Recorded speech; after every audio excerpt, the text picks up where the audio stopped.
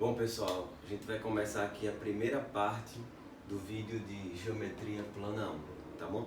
Eu vou dividir essa aula de Geometria Plana 1 em alguns vídeos para que não fique algo muito extenso e aí vocês possam assistir a cada vídeo separadamente e aprender com mais tranquilidade, tá bom?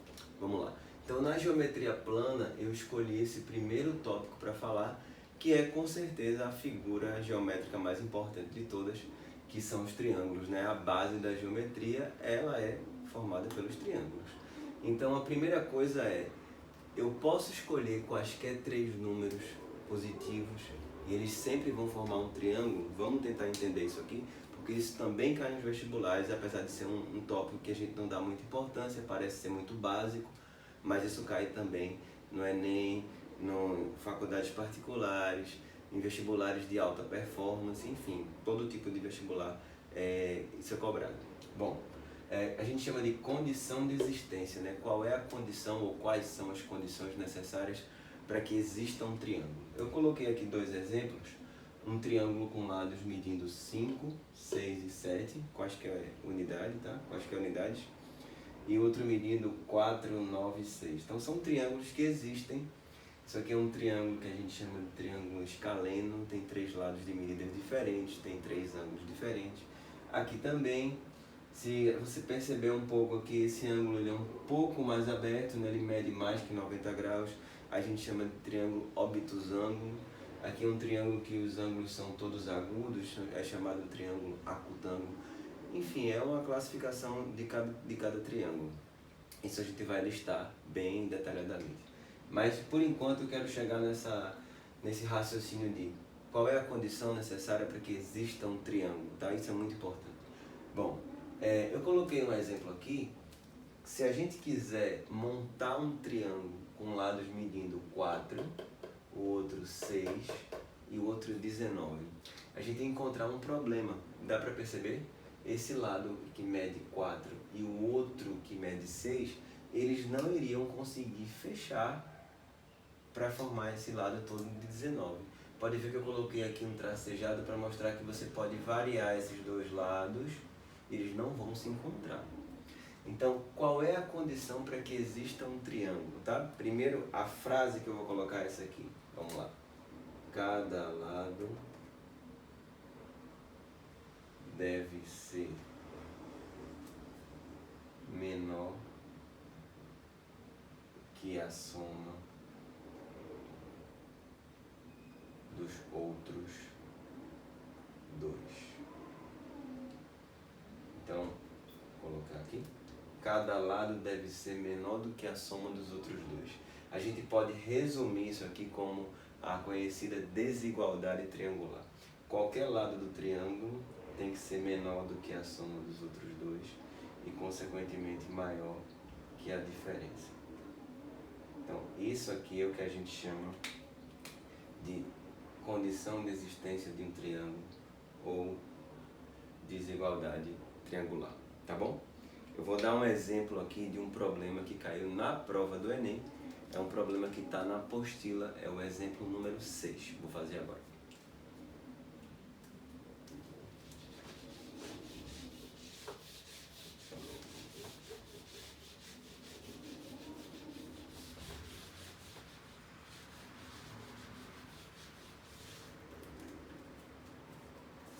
Bom, então, é uma questão que a gente vai fazer aqui da página 136, problema número 6. Exemplo 6, página 136. Então vamos lá.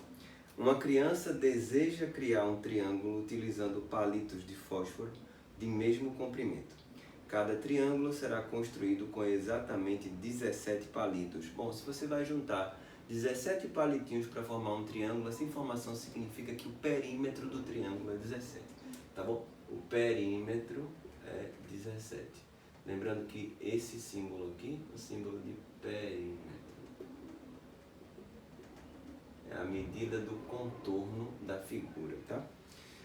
Bom, e pelo menos um dos lados deve ter comprimento igual a 6 palitos. Então eu vou colocar aqui um dos lados, qualquer um, pode ser esse. Esses dois lados eu não sei. Um deles deve medir 6. Aí a pergunta é: a quantidade máxima de triângulos não congruentes 2 a 2 que podem ser construídos é... Bom, o que é que a gente quer nessa questão? Quantos triângulos podem ser formados? Ou seja, quais são os possíveis pares aí de A e B que existem para que a gente consiga ter um triângulo de acordo com a condição de existência. Isso aqui é muito importante. É isso aqui que eu vou utilizar para fazer. Então vamos lá. Como o perímetro do triângulo é 17 e um dos lados vale 6, é natural a gente concluir que a soma de A e B seja 11. Porque 6 mais 11 dá 17, quer dizer, a soma dos lados tem que dar 17. Bom, então vamos ver valores naturais de A e B que a soma dê 11. Por exemplo, vou colocar aqui, vou começar com 1 mais 10, pode ser 2 mais 9, pode ser 3 mais 8, pode ser 4 mais 7, pode ser 5 mais 6. Aqui já continuaria 6 mais 5, depois 7 mais 4. Só que aí começa a repetir os valores. Eu não preciso... Eita, aqui não, aqui, desculpa. Aqui tá certo. Eu não preciso mais considerar esses outros casos, porque começaria a repetir, tá bom? Bom, então, teoricamente eu teria 1, 2, 3, 4, 5 casos. Será que é verdade isso? Bom, se a gente lembrar da condição de existência que diz que cada lado deve ser menor que a soma dos outros dois, imagina que eu tenho um lado aqui, o outro lado vale 6, todos os outros, né? 6, 6, 6, 6. Bom, se um lado vale 10, os outros dois seriam 6 e 1. 10 é maior do que a soma dos outros dois. Então isso aqui, ó, tá fora, não serve. Esse outro aqui, 9, é maior que a soma dos outros dois, também tá fora, não serve. 8 é menor do que a soma dos outros dois, então aqui tá ok, serve sim. 7 é menor do que a soma dos outros dois, também tá ok, também serve. E 6 é menor do que a soma dos outros dois, também serve. Não tem problema, inclusive aqui seria um triângulo isósceles, né? Dois lados iguais. Então, quantos triângulos eu posso formar? 3 no total, beleza? 3 triângulos, a resposta inclusive é letra A, beleza? Então, essa foi uma questão da prova do Enem sobre condição de existência de um triângulo. Então, esse conceito é muito importante. Vou continuar aqui para falar mais um pouquinho sobre os triângulos. Essa primeira parte, a parte inicial, né? Ela trata sobre os conceitos básicos. Então, um triângulo tem que ter 3 lados, 3 ângulos internos, mas uma das coisas também muito importantes do triângulo é o que a gente chama de soma dos ângulos internos, né? Quanto vale a soma dos ângulos internos de um triângulo qualquer, né? Triângulo aqui tem 3 ângulos, não necessariamente esses ângulos são iguais, né? Podem ser todos diferentes, mas o que a gente tem em qualquer triângulo, note que eu não estou me prendendo aqui necessariamente a provar todas as propriedades e todos os teoremas, a gente está tentando ser um pouco mais objetivo aqui, né? Então, em qualquer triângulo, né, isso é chamado do teorema angular. Teorema angular de Tales. Que diz que em qualquer triângulo, a soma dos ângulos internos é sempre 180 graus. Beleza? Então, isso é muito importante porque vai aparecer em várias questões, várias situações, onde a gente tem que usar esse conceito, essa propriedade básica, tá? Quero chamar a atenção a isso aqui, mas também quero chamar a atenção a uma outra propriedade. Propriedade bem importante. Às vezes o pessoal adora esquecer essas propriedades e aí acaba perdendo questões por causa desse teorema. Bom, aqui eu tenho o triângulo e esse triângulo, vou marcar os 3 ângulos dele. Vou botar um ângulo alfa, beta, teta, mantendo o mesmo padrão aqui. E esse ângulo aqui de fora, eu vou chamar esse ângulo aqui de um ângulo X, tá bom? Esse X, ele é chamado de ângulo externo. Acho que dá para perceber porque é chamado de ângulo externo, porque ele está na parte externa do triângulo, né? Ele, na verdade, é o suplemento de um dos ângulos internos, ó, quanto falta para 180, tá bom? Então, vamos pensar em duas coisas aqui. Primeira coisa é x mais θ é igual a 180. E esses três ângulos internos aqui, alfa mais beta mais θ, também vale 180. O que é que eu vou fazer aqui? Eu vou igualar essas duas equações para eu chegar na conclusão que eu quero mostrar para vocês.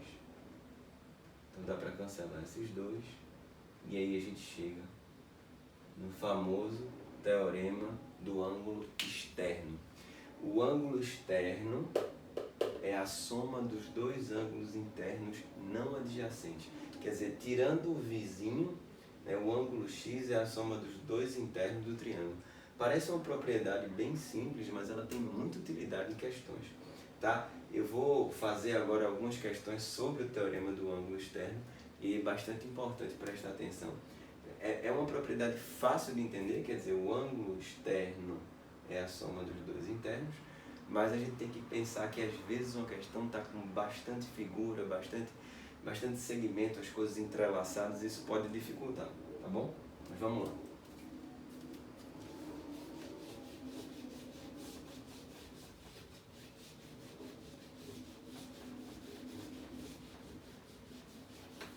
Vou fazer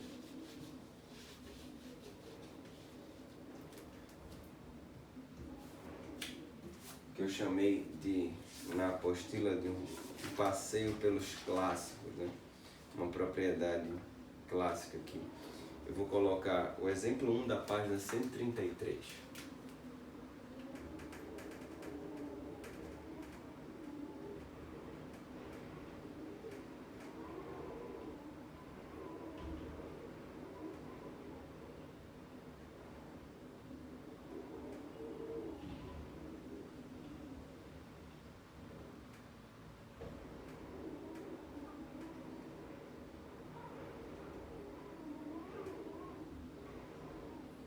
Bom, o que a questão pede basicamente é para a gente calcular esse ângulo alfa, esse ângulo que eu estou marcando de preto, em função dos ângulos internos aí. Então eu falei da propriedade que eu chamei de teorema do ângulo externo, né, do triângulo.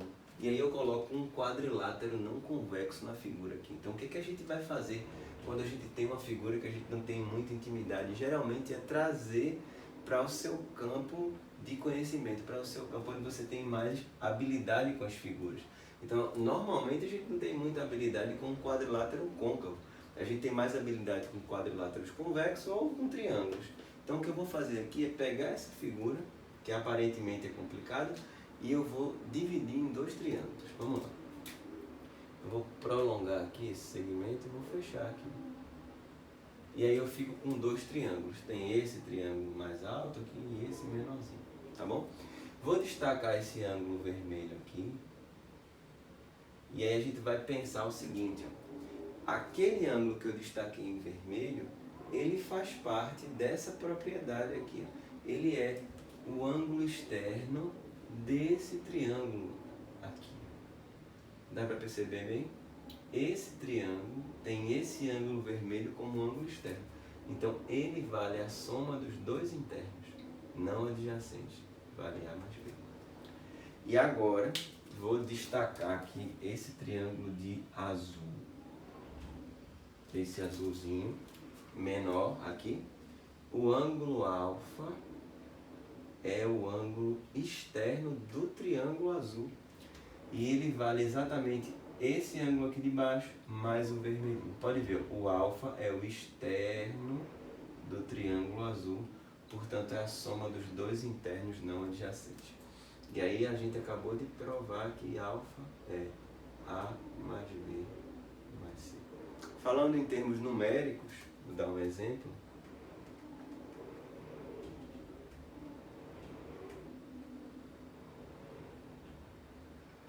aqui. Esse ângulo aqui, vou dar um exemplo aqui, 60 graus. Esse outro aqui, 40. E esse outro aqui, 30. Então, quando tiver um quadrilátero desse parecendo uma asa delta, esse ângulo aqui de fora, ele vai corresponder à soma dos três de dentro. Então, nesse caso, seria 130 graus, tá bom? Então, isso é uma questão clássica, mas mostra uma aplicação do teorema do ângulo interno, tá bom? Vou fazer mais uma questão sobre esse tópico, para a gente ver uma outra aplicação. Agora eu quero fazer uma questão onde a figura não é fornecida no problema, certo? Como assim a figura não é fornecida? A gente tem que construir a figura e às vezes não é muito fácil, né? Bom, a questão que eu quero fazer é essa aqui. Uma questão dos exercícios de casa. Eu vou escolher, vou passear por várias questões, tá? Mas eu vou começar com a questão número 2 aqui de casa, que é o seguinte. 2 de casa, da página 146. Então vou fazer umas questões de sala, outros exemplos, outras questões de casa, vou dar uma passeada em vários problemas. Então diz assim, ó, essa questão não tem figura, tá? Diz assim, seja ABC um triângulo isósceles de base BC. Então o triângulo isósceles que eu comentei até no início do vídeo é um triângulo que tem dois lados iguais, né? O triângulo isósceles é um triângulo bem especial. Ele tem algumas propriedades bem interessantes e muito úteis. Então, triângulo isósceles de base BC. Essa aqui é a base BC. E o triângulo isósceles dá pra gente esse presentinho aqui, ó. Esses dois ângulos são iguais. Tá duas medidas iguais aqui, essas duas medidas são iguais. Então, quando a gente tem um triângulo isósceles, quando a gente aparece com dois lados iguais, automaticamente a gente tem os dois ângulos da base iguais. Isso aí é uma coisa muito importante. Bom, sobre o lado AC deste triângulo, considere um ponto D. Então, sobre o lado AC deste triângulo, considere um ponto D. Vou colocar um ponto D aqui. Não necessariamente é na metade, a gente está colocando um ponto D. De modo que os segmentos AD seja igual a BD igual a BC. Então vou colocar dois tracinhos para marcar aqui os lados que são iguais. Bom, então tá aí a figura. Note que o triângulo grande é um triângulo isósceles, mas apareceram triângulos isósceles aqui no meio também. E a gente tem aquele presentinho que eu falei, um triângulo quando tem dois lados iguais, automaticamente ele tem dois ângulos iguais também. Bom, vamos lá, quer saber qual é o ângulo BAC? O ângulo BAC é esse aqui de cima, que a gente vai chamar de alfa. Tá bom? Então olha só, presta atenção. ADB é um triângulo isósceles, tem dois lados iguais. Esse aqui está fazendo o papel de base desse triângulo ABD. Então, como esses dois lados são iguais, esse outro também, ângulo vai ser igual ao lado de cima. Pode ver. Esse triângulo é isósceles. Bom, agora de novo, vou precisar da observação aqui. Esse ângulo que eu estou destacando aqui em azul, em relação ao triângulo ABD, beleza? Qualquer coisa, quando eu estiver falando sobre os triângulos, você pode pausar o vídeo, bota pause, e qual é o triângulo ABD? Presta bastante atenção nele, é bem normal. Geometria a gente precisa observar muito. Então, em relação ao triângulo ABD, esse ângulo é o ângulo externo. Vou usar a mesma propriedade que eu usei aqui. Esse ângulo aqui, ele é a soma desses dois. Portanto, aqui vale 2 ângulos. Bom, BD é igual a BC. Então, esse triângulo aqui embaixo, ele é isósceles. De novo, Quando um triângulo tem dois lados iguais, automaticamente os ângulos da base são iguais. Então aqui também vai ser 2α. E para finalizar, lembrando do início da questão, o triângulo ABC era isósceles, aos lados iguais M. Então esses dois ângulos da base tem que ser iguais também. Então como aqui ficou 2α, esse outro tem que ser 2α, porque o triângulo original é isósceles. E como já tem alfa, o outro fica sendo alfa também. E agora eu vou usar a propriedade que a gente chama da primeira lei de Thales, né? A teorema angular de Thales, que dentro de um triângulo, a soma dos ângulos internos é sempre 180. Somando aqui 2α mais alfa é 180, eu vou achar alfa igual a 36 graus. Então, foi uma questão que precisa dessa propriedade do teorema do ângulo externo e tem que saber também a propriedade do triângulo isósceles, tá bom? Triângulo isósceles, dois lados iguais e automaticamente os dois ângulos da base também são iguais, tá bom? Vou fazer mais uma questão sobre o teorema do ângulo externo. Voltando para os exemplos de sala. Quero fazer mais um.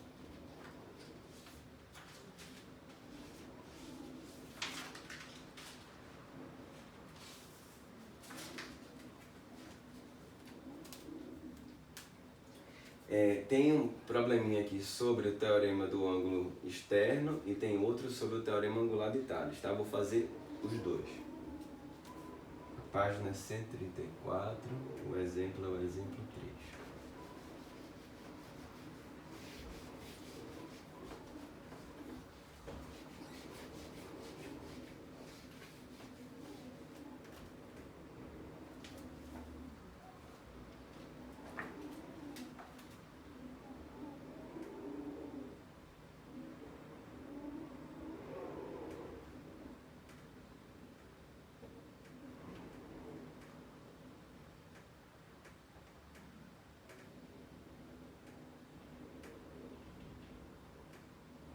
Então aqui está uma figura e ela é uma coisa meio entrelaçada, né? Se você olhar, você percebe 3 triângulos, mas a gente precisa criar uma estratégia para fazer essa questão. Então vamos lá, a questão pede qual é o valor de x.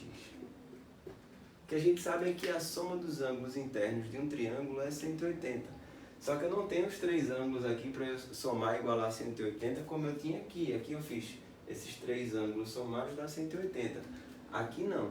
Aqui eu preciso colocar os 3 ângulos para somar e igualar 180. Mas vamos lá. Bom, vou me basear nesse triângulo aqui, que está com a pontinha para cima. Vou tentar usar ele como base para resolver a questão. Esse ângulo que eu estou marcando aqui de vermelho, ele é exatamente igual a esse outro. Na geometria a gente chama esses ângulos de opostos pelo vértice, né? São iguais. Esse outro ângulo que eu vou marcar aqui de preto, ele é igual a esse outro aqui.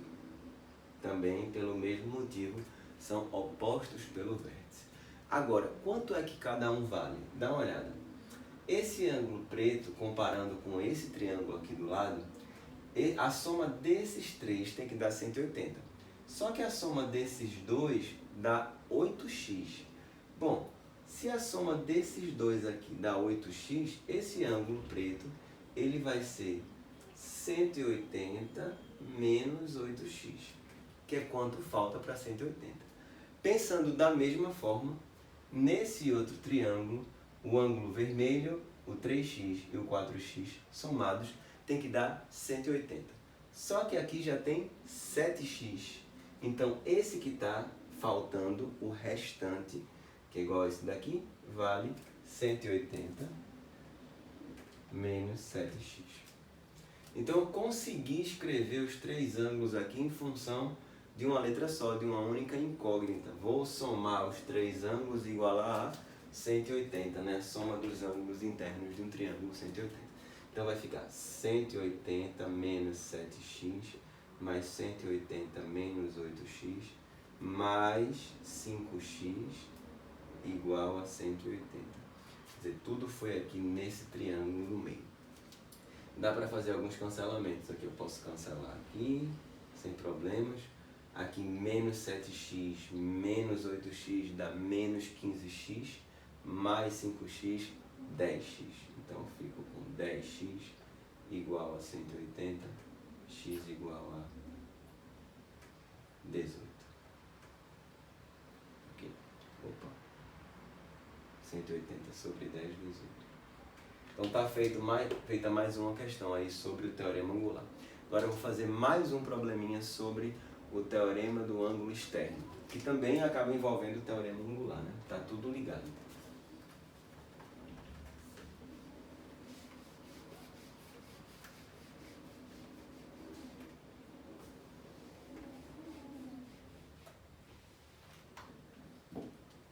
O problema que eu vou fazer agora é o exemplo 4 da página 135. Eita, esse aqui eu coloquei, acabei apagando. É o exemplo 3 da página 134. Alto ali. Exemplo 4, página 135.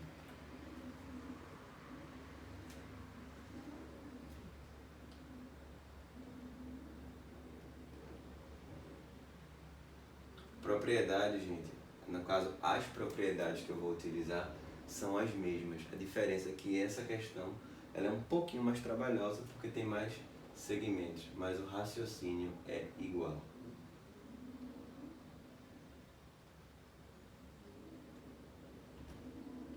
Então o desenho naturalmente está um pouco fora de escala, mas a gente tem que obedecer aos dados. Diz assim: o triângulo ABC é isósceles de vértice A. Assim, os pontos A, B e os pontos A e C determinam lados de mesmo comprimento. Então, ó, AB e AC têm a mesma medida. Vou colocar aqui só para a gente não esquecer.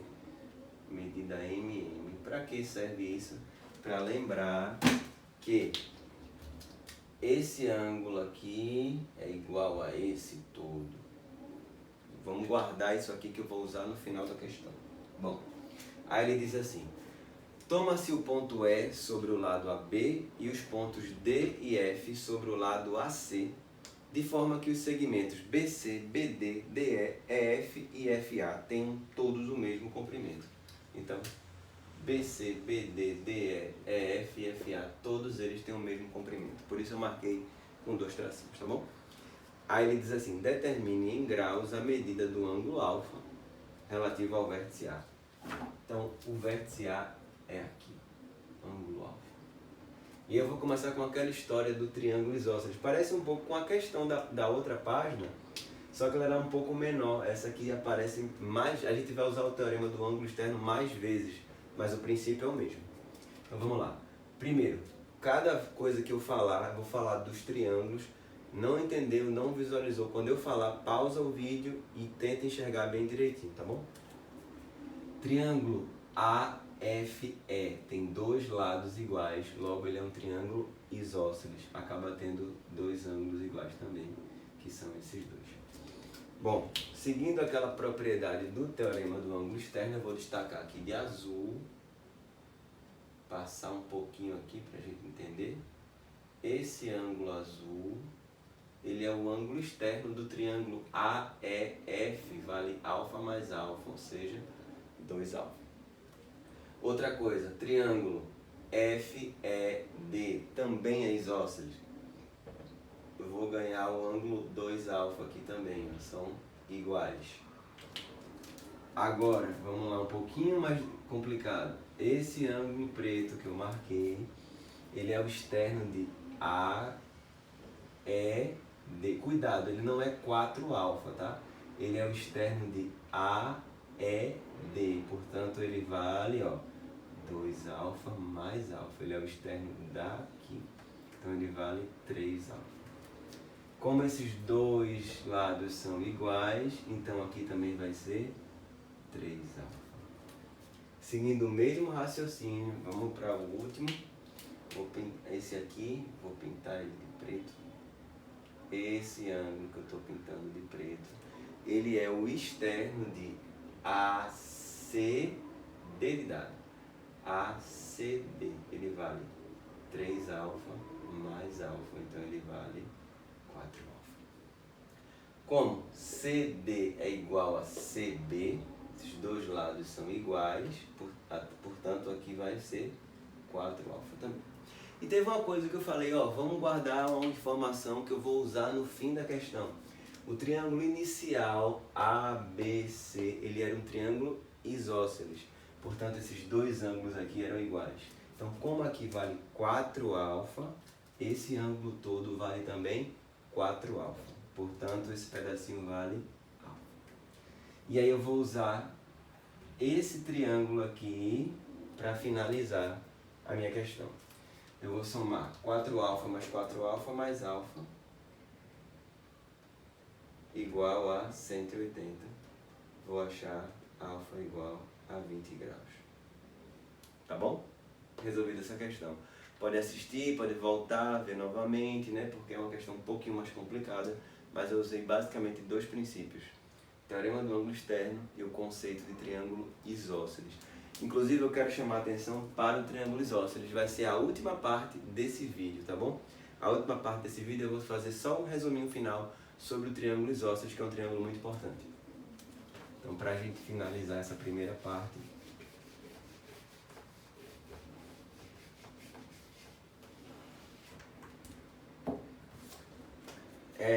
tem aqui para a gente copiar na página 134, tá? 134, fazer um resuminho do triângulo isósceles.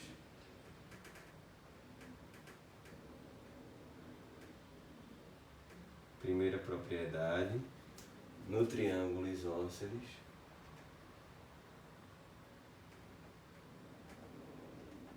o que é que o triângulo isósceles tem de especial, né? Primeira coisa, dois lados iguais e os outros dois ângulos também, né?